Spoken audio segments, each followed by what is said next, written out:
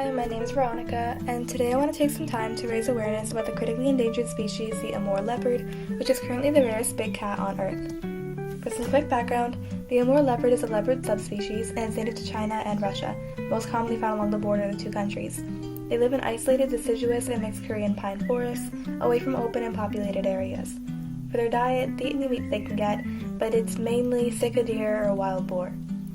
Living in roughly the same area are Amur tigers, more commonly known as Siberian tigers, who also happen to be an endangered species and top predator. In normal conditions, the two wouldn't think to hunt each other, but now, climate change is resulting in a decrease of their prey and restricting the areas the two are suitable to live in, which can result in violent encounters, although this is still rare. But these recent issues, which have negatively affected the species, are now what have led to their endangerment. Amur leopards have been critically endangered since 1996, all to the fault of people.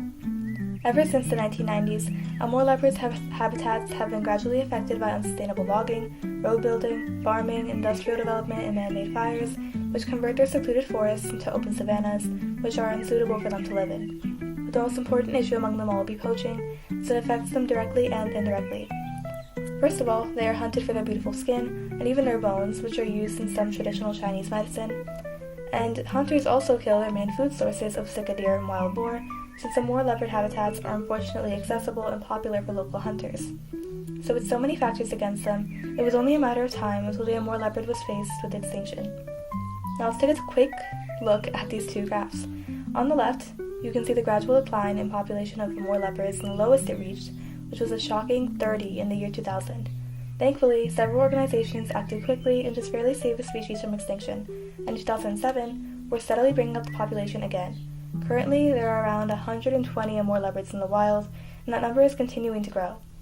In order to achieve this, WWF, with the help of TRA FFIC, implemented programs to stop the illegal trade of Amur leopard parts and help governments enforce domestic and international trade restrictions on Amur leopard products. In 2012, Amur leopards were given a safe haven when the Russian government announced a new protected area called Land of the Leopard National Park.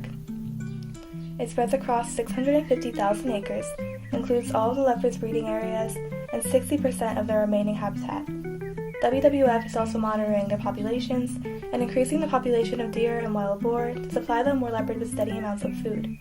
They are also working to increase the areas of protected land in both Russia and China, and reducing illegal and unsustainable logging practices.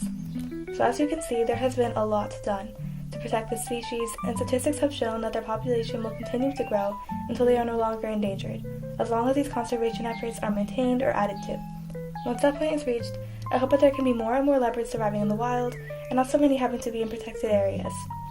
So if you would like to assist in helping a species, there are limited options, but here's what you could do. To have a direct effect, you could donate to the Wildcats Conservation Alliance, which channels 100% of their donations to conservation projects to protect the Amur leopard, or adopt an Amur leopard on WWF, which serves the same purpose and gives you a couple items, including this cute Amur leopard stuffed animal. You could also, obviously, not buy Amur leopard skin or bones or really any other parts, because it will only drive more of them to be killed. The final option would be to spread awareness. We are stronger in numbers, and there are so many petitions to enforce the protection of the species that are still missing signatures, but they can be accomplished if more people are aware. Even though we were the ones to kill them, we have to be the ones to save them. So please do what you can to prevent this beautiful species from going extinct. Also, just something that I wanted to add, starting in 2020, there have been so many Amur leopard cubs being born across several zoos, these being just a small amount of them in the St. Louis Zoo, Illinois Zoo, and San Diego Zoo, and I feel like they represent hope for the successful renewal of the species for so many people that have been fighting for them for decades, and it's just so relieving to see that there really is a future for them. Also, they're really cute, so I wanted to include them somewhere in this project. So that's it for my video. Thank you for listening, and I hope that you too can take part in the rescue of the Amur leopard.